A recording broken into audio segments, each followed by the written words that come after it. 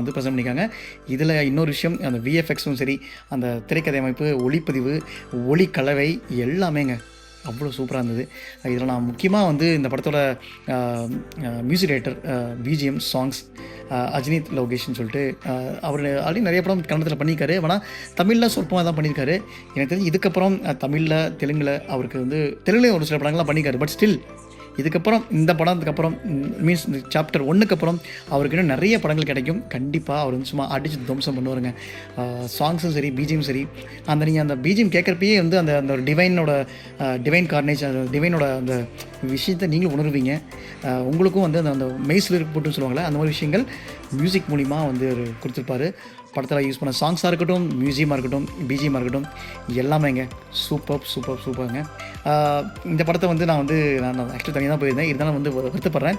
நீங்கள் ஃபேமிலியோட பார்க்கலாம், ரொம்ப சூப்பராக இருக்கும். இந்த படத்தில் நான் நிறைய விஷயங்கள் நான் சொல்லணும்னு நினைக்கிறேன். பட் இப்போ நான் கன்வியூஸாக பேசுகிறப்ப எனக்கு ஒரு சில விஷயங்கள்லாம் விட்டு போகுது.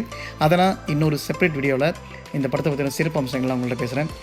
இதில் ருக்மிணி வசந்தோட ஆக்டிங் ரொம்ப பிரமாதமாக இருந்தது. ஒவ்வொரு படத்துலையும் வந்து அவங்களோட மேனரிசம்ஸ் மாறிட்டே வருது. இதில் டிஃப்ரெண்ட்டான ஒரு மேனரிசம் கொடுத்துருக்காங்க. அது ஆப்டும் ஆயிருக்கு. வேற என்னங்க, இந்த படத்தை பற்றி பேசுகிறேன், நீங்கள் பேசிட்டே போகலாம். ஜெயராம் அவரோட தனித்துவமான நடிப்பை கொடுத்துருக்காரு ஆஸ் அ அரசரா. வேறு என்ன, நம்ம ரிஷப் ஷெட்டிக்கு எவ்வளவோ நீங்கள் வாழ்த்துக்கள் சொன்னாலும் வந்து தகாது. அவ்வளோ விஷயங்கள், அவ்வளோ மெனக்கட்டு நிறைய விஷயங்கள் பண்ணியிருக்காரு.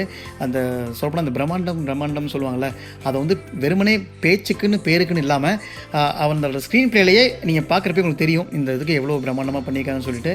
ஒரு காட்டுக்குள்ளே போயிட்டு நீங்கள் இவ்வளோ பெரிய படங்கள் பண்ணுறது வந்து ரொம்ப ஈஸியான விஷயம் இல்லை. அது வந்து ரொம்ப மிக சிறப்பாக தத்ரூபமாக, இன்னொன்று அந்த தெய்வாம்சம் விஷயங்கள்லாம் வந்து ரொம்ப தத்ரூபமாக வந்து நமக்கு கொடுக்க ட்ரை பண்ணியிருக்காரு. சொல்லப்போனால் ஃபீல் பண்ண வச்சுருக்கிறாரு. கிளைமேக்ஸ் லாஸ்ட் 25 மினிட்ஸுங்க, சும்மா அப்படி இருக்கும். நீங்கள் படம் பாருங்கள், பார்க்குறப்ப உங்களுக்கே புரியும்.